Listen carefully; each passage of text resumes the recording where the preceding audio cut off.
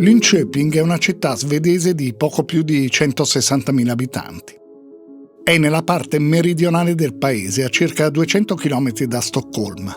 L'Italia è lontana 1800 km. C'è però un filo lungo nel tempo che lega quella città nel sud della Svezia proprio all'Italia, a Milano e a Imperia.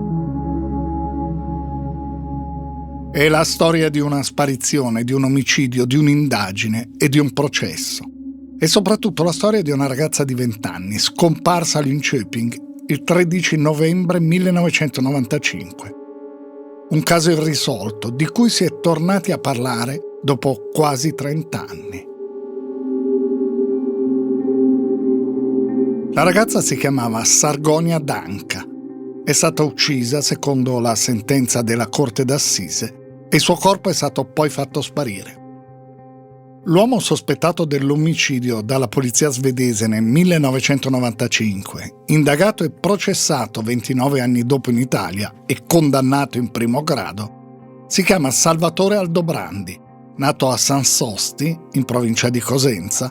Per tanti anni è residente in Svezia e poi tornato a vivere a Sanremo. Oggi ha 76 anni e è in carcere a Sanremo. Va ripetuto che si è svolto per ora il processo di primo grado e contro la sentenza di colpevolezza hanno presentato appello i difensori dell'imputato. E vedremo con quali motivazioni. Quella dell'omicidio di Sargonia Danka è una storia giuridicamente complessa. Riguarda due paesi, due sistemi giudiziari diversi. È un caso unico, un omicidio commesso in Svezia e per il quale si è indagato in Svezia, ma che poi ha coinvolto la magistratura italiana. Ed è stata proprio l'Italia, in particolare la Procura di Imperia, in seguito alla denuncia di uno studio legale milanese, a riaprire quel cold case, di fatto dimenticato, dopo quasi 30 anni. Si sono confrontate due culture ed esperienze investigative diverse. Il caso non era mai stato formalmente archiviato dalla magistratura svedese, ma era bloccato da anni. Dopo le prime indagini del 1995 ci fu una ripresa dell'attività investigativa nel 2001, ma non si arrivò neanche allora a un processo. Senza il ritrovamento del corpo, e quindi letteralmente del corpo del reato, si fermò tutto. In Italia al momento del processo c'erano già stati precedenti simili, di cui abbiamo parlato anche in indagini. Il caso di Roberta Ragusa, scomparsa a San Giuliano Terme nel gennaio del 2012 e mai ritrovata. Per il suo omicidio è stato condannato a 20 anni di carcere il marito, Antonio Logli. O quello della scomparsa di Mario Bozzoli a Marcheno nel 2015, per il cui omicidio è stato condannato all'ergastolo il nipote, Giacomo Bozzoli. In Svezia, come dicevamo, proprio per la mancanza di un corpo e quindi sostanzialmente della prova che ci fosse stato un omicidio, l'indagine si fermò. Non perché mancassero le competenze per proseguirla. Nel 2024, per esempio, sono stati commessi 92 omicidi su una popolazione di 10.400.000 abitanti, quindi in proporzione più che in Italia, dove nello stesso anno i casi di omicidio sono stati 327. Su una popolazione però di 59 milioni di persone. Quello svedese è un dato che è cresciuto negli anni. All'epoca dei fatti, nel 1995, in Svezia c'era meno di un omicidio ogni 100.000 abitanti. In Italia allora erano 3 ogni 100.000 abitanti. Oggi sono 0,5 circa. Ma gli omicidi commessi allora in Svezia erano per lo più legati all'abuso di alcol e all'uso di coltelli, con una percentuale di risoluzione dei casi, clearance rate, elevatissima, intorno al 90%. Per dirla in sintesi, allora in Svezia quasi tutti i delitti venivano risolti in poche ore o pochi giorni e non c'erano casi di omicidio senza il ritrovamento di un corpo.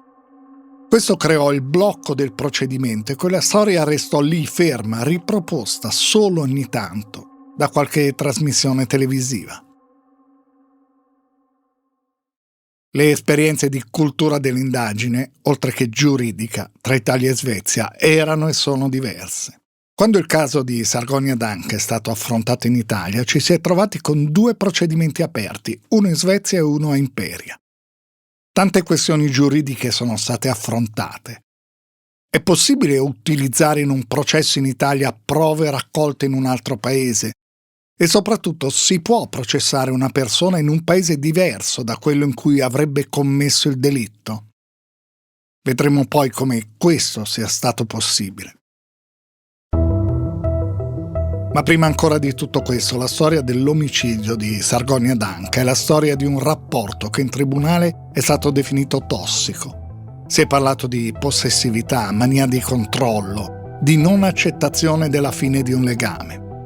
Si tratterebbe, se la sentenza venisse confermata nei prossimi gradi di giudizio, di un femminicidio. Non lo è stato, però, a livello giudiziario, perché quando si è svolto il processo nel 2024, in Italia questo reato, previsto dall'articolo 577 bis del Codice Penale, non era ancora entrato in vigore. Ciò che può apparire più sorprendente è che gli elementi in possesso degli inquirenti svedesi erano molti. In pratica, se lo stesso delitto fosse avvenuto in Italia, ci sarebbe stato probabilmente un processo molto tempo fa, indipendentemente da come poi si sarebbe concluso. In Svezia questo non fu possibile. Ora però bisogna fare un salto indietro nel tempo per ricordare che cosa accadde nel novembre del 1995 a Linköping e come poi questa vicenda sia giunta fino a un tribunale italiano. Per favore, andatevene via. Nessuno vuole parlare, noi con quella storia non c'entriamo nulla, ci dicono nella pizzeria di Sanremo dove lavorava l'uomo ultra settantenne arrestato ieri per l'omicidio di Sargonia Danca, 21enne di origini irachene scomparsa in Svezia nel 1995. Salvatore Aldobrandi, ex fidanzato della donna, era già stato arrestato all'epoca in Svezia e poi rilasciato. Me lo aspettavo, ha detto ieri agli agenti, ma io sono innocente. Il cold case riaperto su azione della famiglia della donna che non si è mai arresa, anche se il corpo della vittima non si è mai trovato. Per la procura di Imperia gli indizi sarebbero concreti, l'accusa di omicidio volontario aggravato dai futili motivi e dalla soppressione del cadavere. Nelle prossime ore l'interrogatorio di garanzia, solo se le aggravanti saranno confermate, il caso non andrà in prescrizione.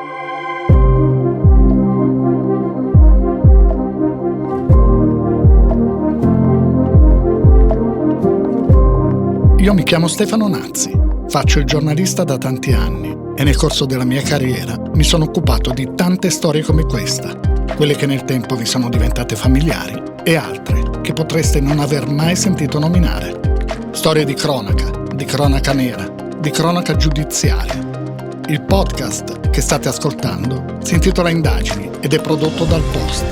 Vi racconterò ogni mese, una volta al mese, una di queste storie, tentando di mostrare non tanto il fatto di cronaca in sé, il delitto in sé, bensì tutto quello che è successo dopo, il modo in cui si è cercato di ricostruire la verità, le indagini giudiziarie e i processi, con le loro iniziative, le loro intuizioni e i loro errori, il modo in cui le indagini hanno influenzato la reazione dei media e della società e il modo in cui i media e la società hanno influenzato le indagini.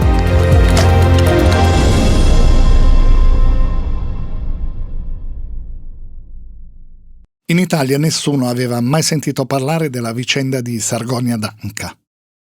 Era una storia lontana ed era divenuta lontana anche nel tempo, fino al 2021, quando in uno studio legale di Milano, Morri, Rossetti e Franzosi, arriva una mail. Lo racconta l'avvocato Francesco Rubino, legale della famiglia della ragazza. Allora, questa vicenda è entrata un po' nelle nostre vite in una maniera molto particolare, perché abbiamo ricevuto una mail da una persona sconosciuta che ci chiedeva un'analisi giuridica su qualcosa che noi non facciamo abitualmente, perché io faccio crimini finanziari legati alle imprese, quindi la richiesta di fare un'analisi, una valutazione della possibilità di aprire un procedimento penale in Italia per omicidio nel momento in cui il cadavere non era stato trovato, per noi è stato veramente una sorpresa molto grossa. Da quella mail, da quello strano contatto, l'avvocato Francesco Rubino, con il suo team, entra in contatto con la famiglia di Sargonia Danca. La madre e il fratello della ragazza dicono in sostanza: Sargonia è stata uccisa. La persona fortemente sospettata dell'omicidio è un italiano e sospettiamo possa trovarsi proprio in Italia. In Svezia purtroppo è tutto fermo da anni. Aiutateci. Ancora Francesco Rubino. Noi facciamo reati di tipo diverso, in cui magari il coinvolgimento emotivo della persona è meno marcato, sono più accentuate altri tipi di dinamiche, più di impresa, più finanziarie. Devo dire che guardare negli occhi una madre che ha subito una perdita di questo tipo non è mai facile. E ho capito anche molto che questo è un aspetto fondamentale per un avvocato che vuole gestire un caso così particolare, così difficile. Mi ricordo una cosa che mi ha reso forse ancora più avvocato di quello che sono stato in precedenza, cioè il fatto che quando sono andato a trovarla dicendo che lo avevano arrestato, che quindi il loro ultimo grido, la loro ultima speranza di poter trovare giustizia aveva trovato effettivamente una possibilità. Mi ricordo che io ero pieno di questo grandissimo risultato, come è normale che sia. Mi ricordo però gli occhi della madre che imploravano sì la giustizia, ma imploravano il fatto di poter trovare il corpo della figlia, di poter finalmente avere un luogo dove posare un fiore e dove piangerla. E lì mi sono reso conto che un avvocato può fare benissimo il suo lavoro, ma non può arrivare a riempire quel vuoto.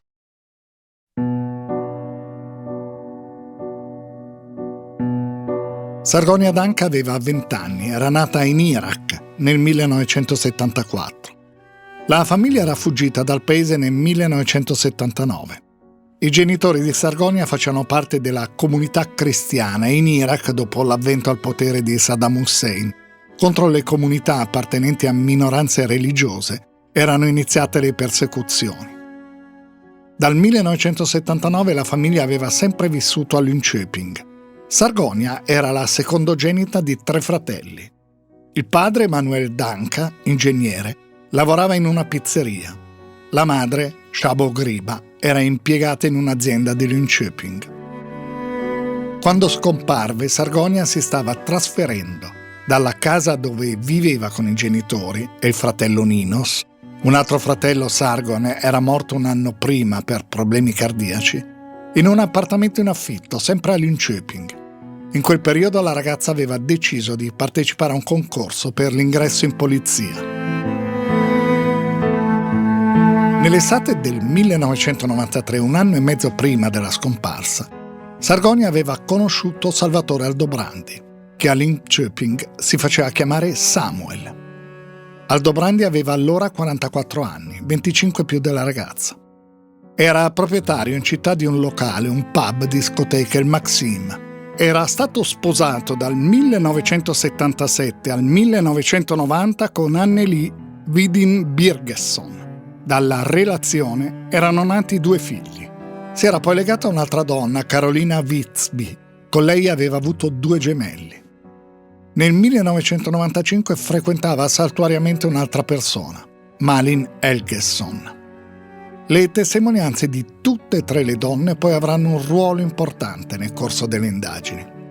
Anneli Birgesson disse alla polizia svedese che Aldobrandi era ossessionato da Sargonia Danca.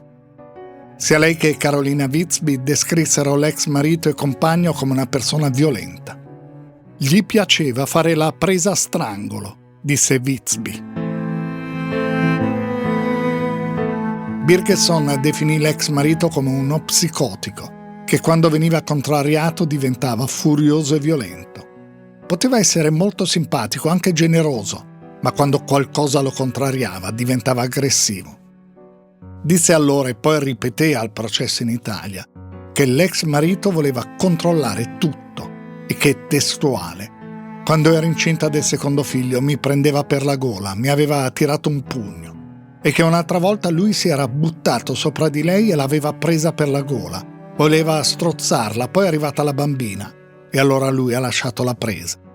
E ancora mi picchiava a mano aperta sul viso, sulle braccia e sulla parte alta del corpo.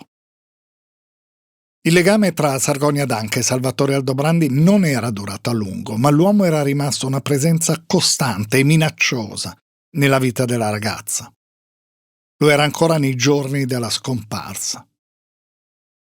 Nei giorni successivi alla sparizione di Sargonia, la polizia svedese interrogò amiche e amici della ragazza. Tutti dissero la stessa cosa. Aldobrandi era violento, possessivo, geloso, pretendeva che Sargonia non vedesse altri uomini. Jenny Anderson, amica della ragazza, parlò di continue violenze sia fisiche che verbali. Raccontò di un giorno in cui Aldobrandi le aveva seguite per mezz'ora fino a quando non si erano rifugiate in un locale e avevano chiamato la polizia. Descrisse poi quello che era accaduto un giorno a casa di Aldobrandi, quando l'uomo era diventato aggressivo e violento, perché non voleva che le due ragazze parlassero tra loro escludendolo. Avevano provato a uscire dall'appartamento, ma Aldobrandi aveva afferrato Jenny strappandole i vestiti mentre Sargonia era scappata scalza in strada. Poi le due ragazze erano andate a casa dei Danca e avevano passato lì la notte. Aldobrandi aveva continuato a telefonare.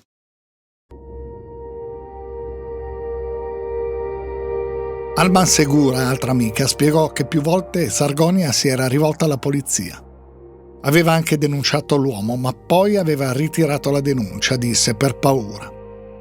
Molte amiche e amici interrogati dissero che su Sargonia in alcune occasioni avevano visto evidenti segni di violenze subite. Anche gli amici di Salvatore Aldobrandi dissero di aver assistito a violenze. Michele Palumbo, italiano che viveva in Svezia, disse che tra i due c'era un legame che non andava bene. Disse testuale di aver assistito a delle scene abbastanza drammatiche tra loro due. Litigavano spesso, si pigliavano a schiaffi, a sputi, a graffi in faccia, anche in piazza. Anche alla madre, Shabo Griba, Sargonia aveva più volte detto di essere stata maltrattata e minacciata. Quando ancora la figlia e Aldobrandi stavano insieme, la madre le aveva più volte detto di interrompere il rapporto, ma la figlia aveva risposto di non averne il coraggio.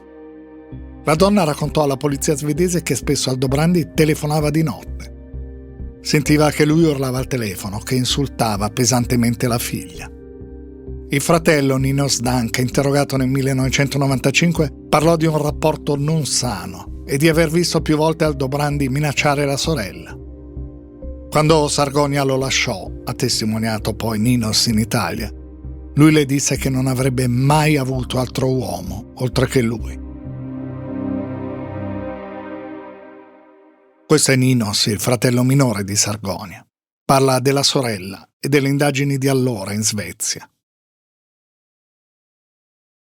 She was a strong, independent first girl, then woman. Wouldn't let anyone tell her anything else. Era una ragazza e poi una donna, forte e indipendente, che non permetteva a nessuno di dirle cosa fare.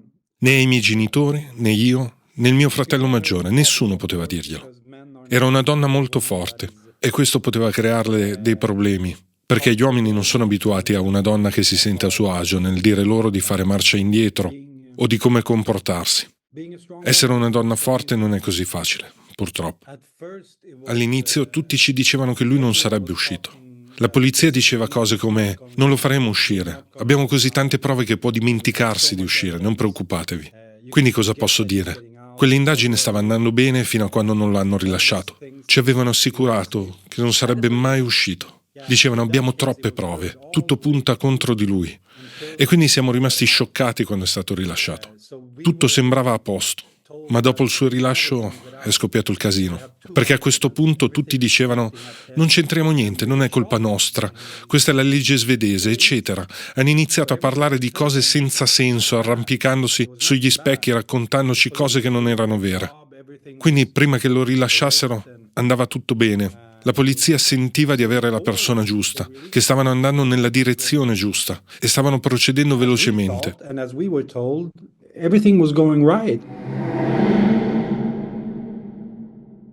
C'è da dire, per dare un quadro corretto e completo di cosa scoprì la polizia svedese ascoltando le testimonianze, che nei giorni precedenti la scomparsa, Sargonia Danka aveva accettato, o forse anche richiesto, l'aiuto economico di Aldobrandi per l'affitto e la sistemazione dell'appartamento in cui si stava trasferendo.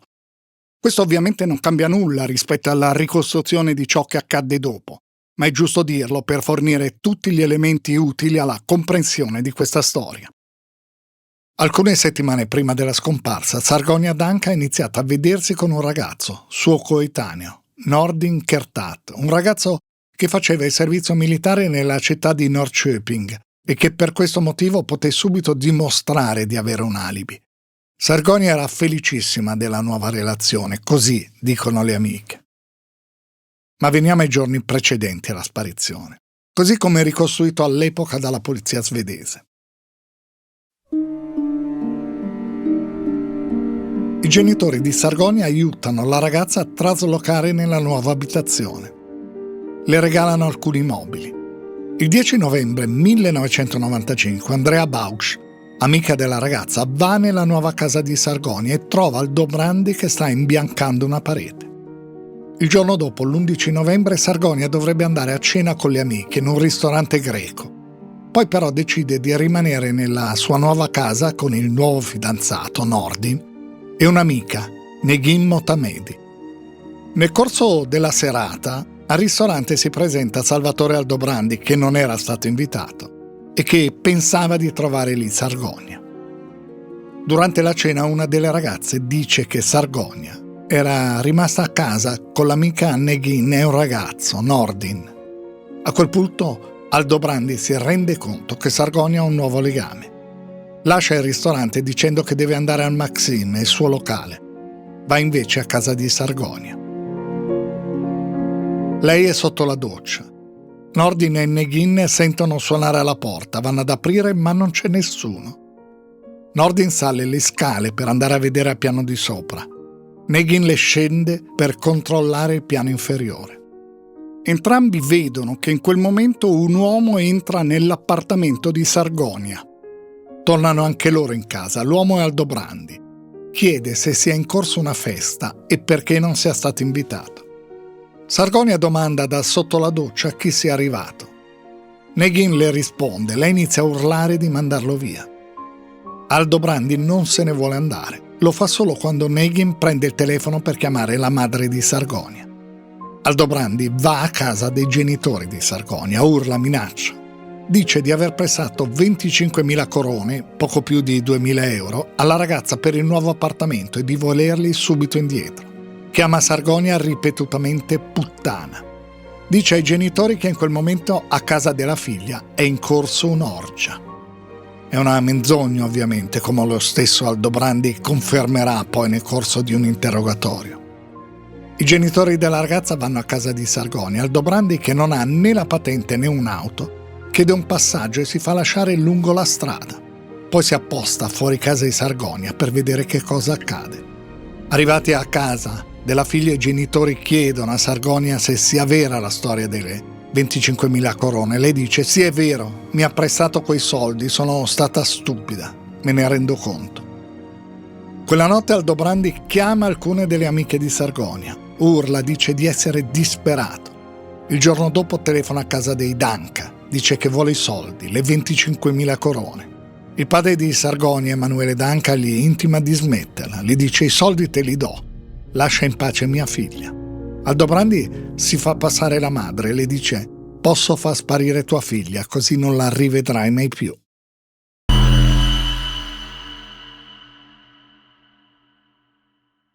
A processo in Italia verrà presentata la relazione di Anna Ballabio, psicologa e psicoterapeuta incaricata dai legali di parte civile, e cioè dalla madre e dal fratello di Sargonia, il padre è morto prima dell'apertura delle indagini in Italia, di valutare sulla base delle dichiarazioni raccolte le dinamiche ricorrenti tra Sargonia Danka e Aldobrandi.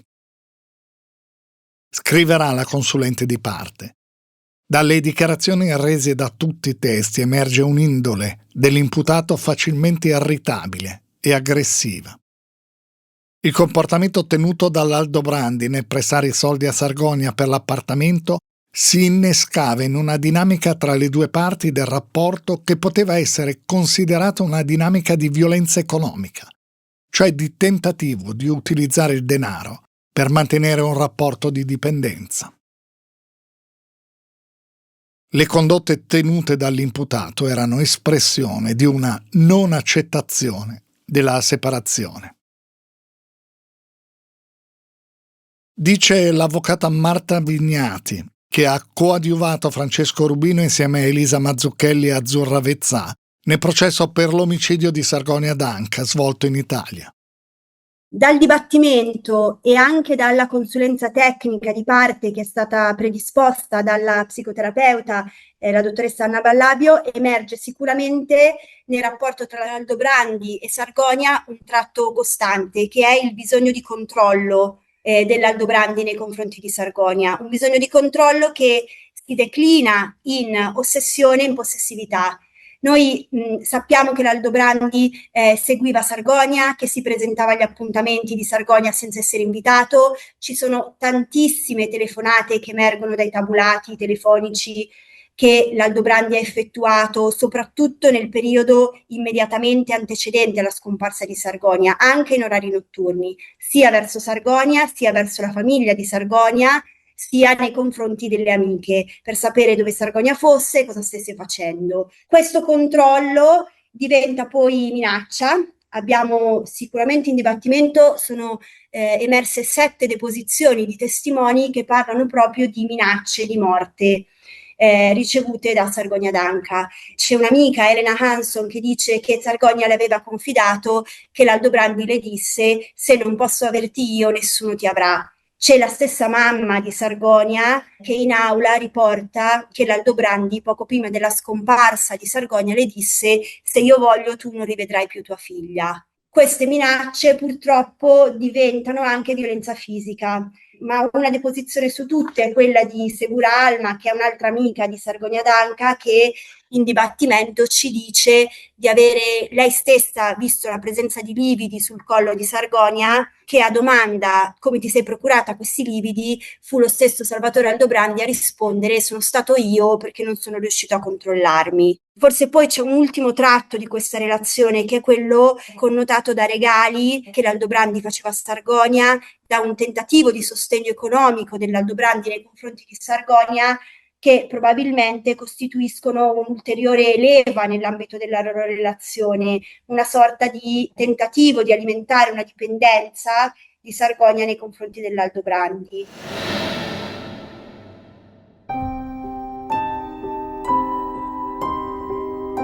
Il 12 novembre, domenica, Sargonia la trascorre in casa. La va a trovare l'amica Andrea Bausch. La donna dirà al processo di non aver mai visto direttamente atti di violenza da parte di Salvatore Aldobrandi, ma di aver notato una volta dei segni sul collo dell'amica. Sargonia le aveva detto che Aldobrandi l'aveva quasi strangolata. Quello stesso giorno, il 12 novembre, a casa di Sargonia erano arrivate alcune telefonate di Aldobrandi. Sargonia aveva messo giù velocemente la cornetta. Andrea Bausch racconta alla polizia anche un'altra cosa. Sargonia, tempo prima, era rimasta incinta e aveva abortito. Aveva detto che il padre era Salvatore, ma che a lui non aveva detto nulla. Quella sera Nord Inchertata torna a casa di Sargonia, dorme lì. La mattina esce, in quel momento sta svolgendo il servizio militare nella sua città, Norrköping, a circa 40 km da Linköping. Si dà appuntamento con Sargonia per la sera, sempre nell'appartamento. È il 13 novembre.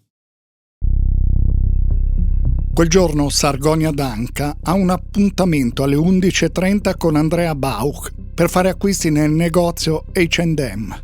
Sargonia la chiama alle 10 per ricordarle quell'appuntamento. Le dice che quella mattina sarebbe prima passata a firmare il contratto per il nuovo appartamento.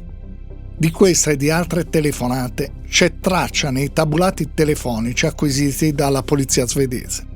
Si sa con certezza che Sargonia passa dall'agenzia immobiliare.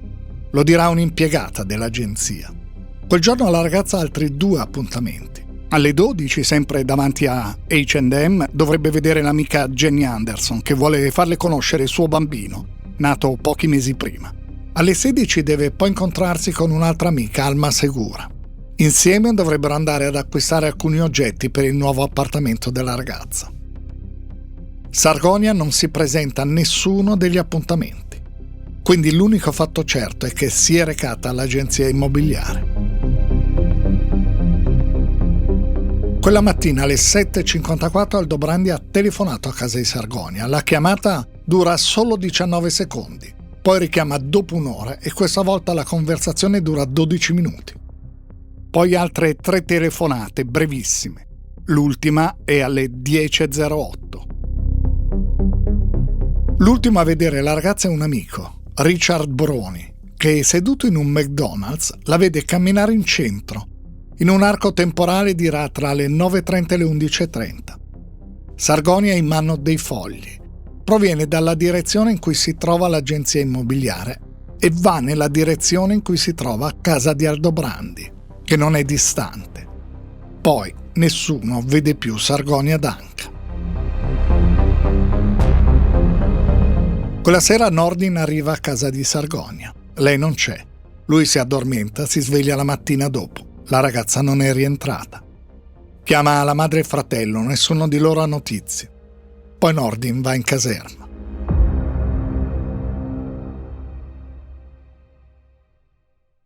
Questo è Jan Staaf, capo della polizia a Linköping, intervistato nel corso di una trasmissione svedese sul caso della scomparsa della ragazza.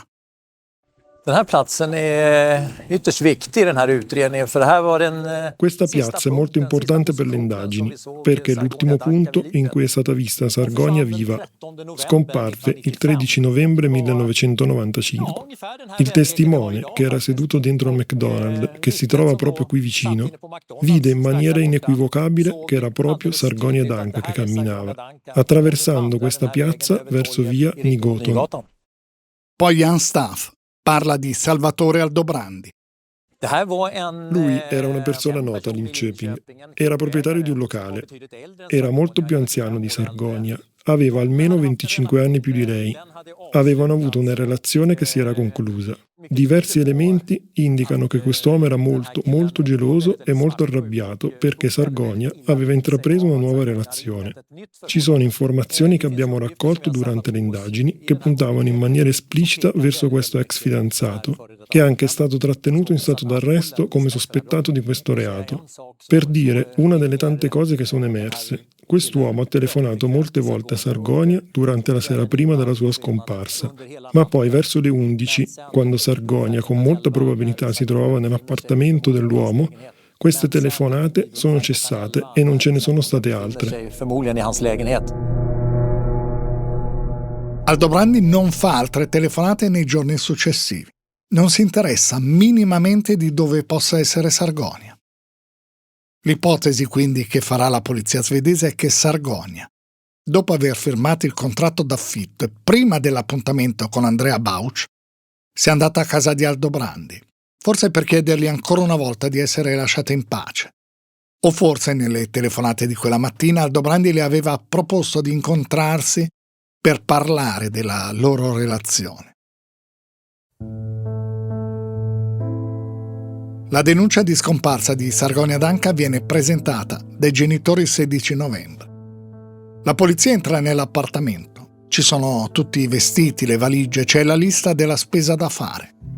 Mancano il telefono cellulare e il passaporto che la ragazza usava come abituale documento di riconoscimento e che aveva sempre con sé. Iniziano le ricerche in tutta la zona. Da subito viene ritenuto improbabile l'allontanamento volontario. Ci sono ovviamente indagini sulla famiglia, come sempre avviene in questi casi. I rapporti tra Sargonia e i genitori erano buoni, così anche con il fratello più piccolo, Ninos. C'è un dato che emerge subito dal primo controllo dei tabulati telefonici. Poco dopo l'ultimo avvistamento della ragazza, da casa di Salvatore Aldobrandi è partita una telefonata al numero dell'azienda in cui lavora Shabo Griba, la mamma di Sargonia. È il numero di un interno a cui risponde appunto solo la madre della ragazza. La donna non risponde, gli squilli durano 7 secondi. A quella chiamata verrà data notevole importanza durante le indagini svedesi e successivamente nel corso di quelle effettuate in Italia anni dopo. Quella telefonata avviene alle 11:08, perfettamente compatibile con l'orario in cui Sargonia aveva lasciato l'agenzia immobiliare 20 minuti dopo esserci entrata alle 10:30. Aldobrandi dichiarerà di aver fatto lui quel numero per errore. Voleva chiamare qualcun altro, però poi non fa altre chiamate. E poi, per errore, compone proprio il numero della madre di Sargonia. Per gli inquirenti quel numero, che era conosciuto solo dai familiari della donna, poteva averlo composto solo Sargonia. E l'aveva fatto prima di essere bloccata da Aldobrandi.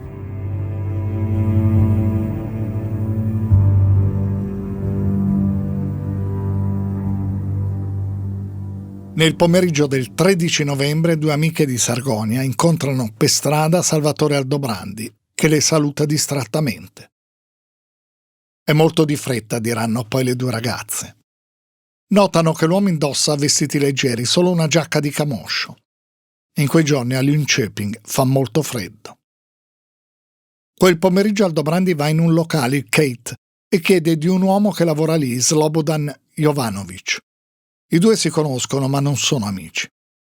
Jovanovic viene sentito dalla polizia svedese nei giorni successivi alla scomparsa di Sargonia Danka. Verrà poi sentito anche dagli inquirenti italiani e ripeterà la sua versione con alcune discrepanze e altre non ricordo. Dice che il 13 novembre verso le 15:30 Aldobrandi era entrato al Kate. Era novembre, non faceva caldo. Lui grondava a sudore ed era dannatamente blu intorno agli occhi. L'uomo dice alla polizia svedese che quel giorno Aldobrandi era entrato nel suo locale 2 volte, prima alle 15 e poi alle 18. Sentito dai magistrati italiani dirà di non ricordare bene, ma che forse c'era stato un solo incontro. Dirà anche che allora non parlava bene lo svedese, ma era sicuro di ciò che gli aveva chiesto Aldobrandi. Aveva bisogno che qualcuno gli prestasse un'auto abbastanza grande e che qualcuno guidasse quell'auto per spostare dei sacchi neri.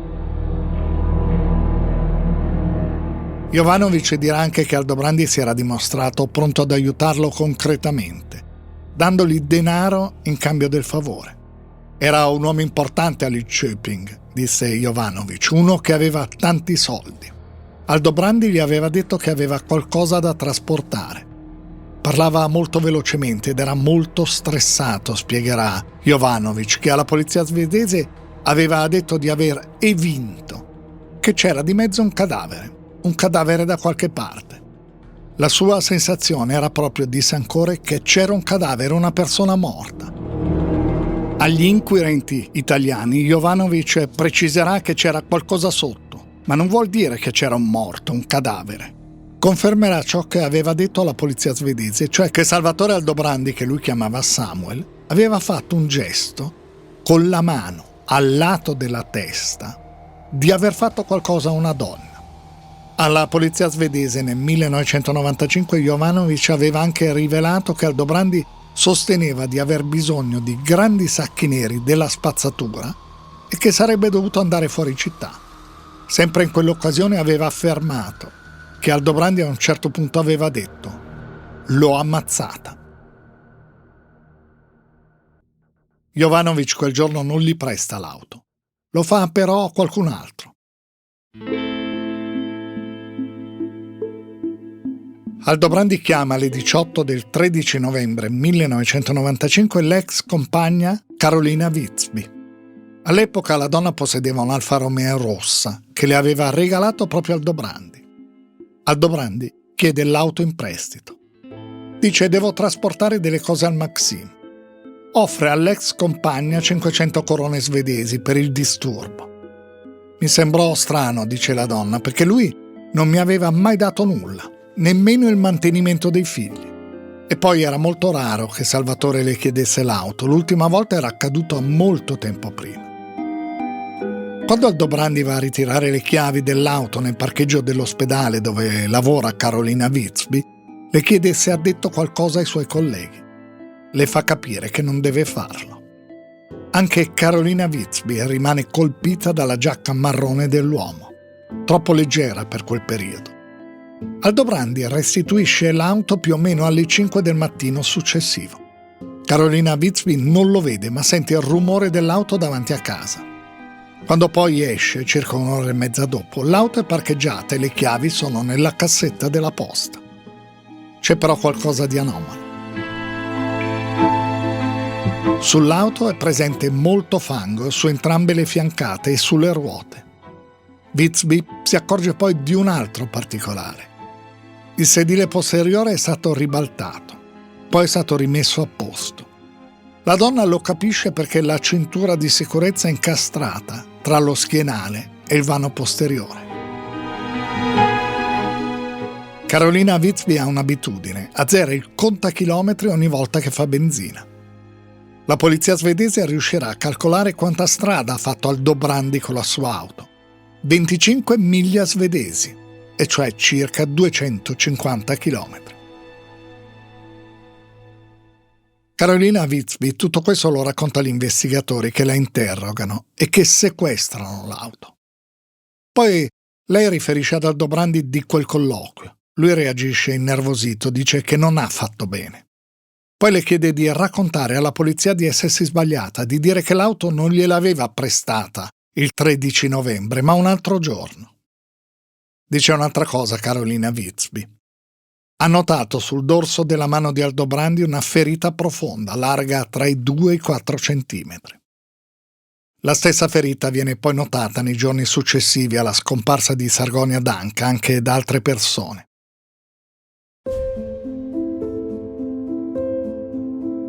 Il 17 novembre c'è una cena a casa di Giovanni Marino, un amico italiano di Aldobrandi. Ci sono anche altri italiani che vivono in Svezia. Dopo cena c'è una partita a poker.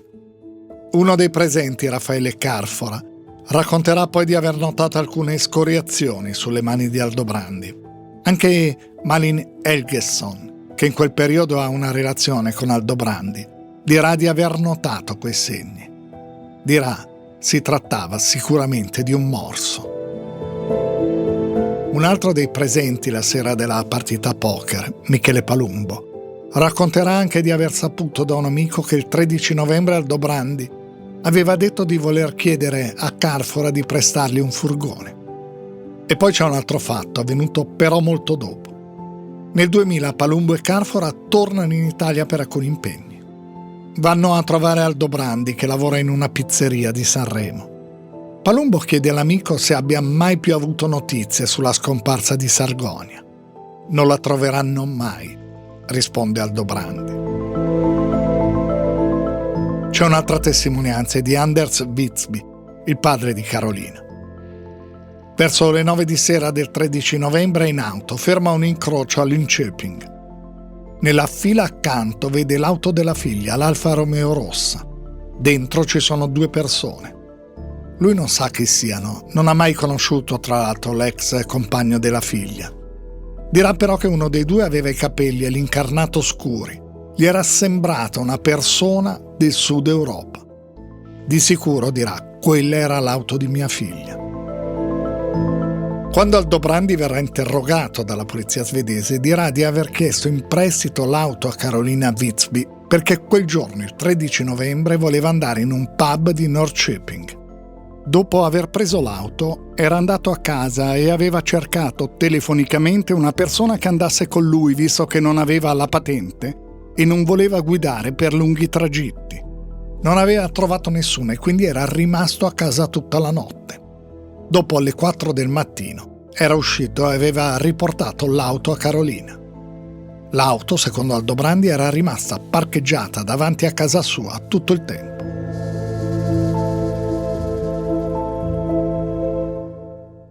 Dirà molte altre cose durante quegli interrogatori. Per esempio che non era lui a telefonare insistentemente a Sargonia Danca, ma che avveniva invece il contrario.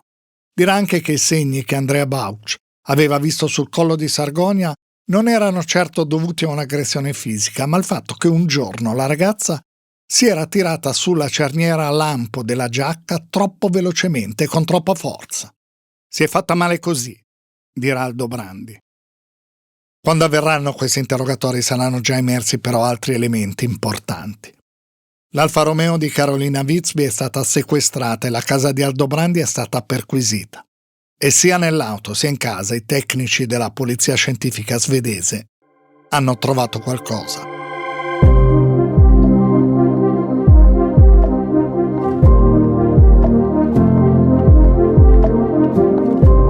Avete ascoltato la prima parte della nuova storia di indagini sulla scomparsa in Svezia di una ragazza Sargonia Danca e sul processo al sospettato per quell'omicidio che si è svolto in Italia. Trovate già la seconda parte sull'app del Post, su YouTube e su tutte le principali piattaforme di podcast.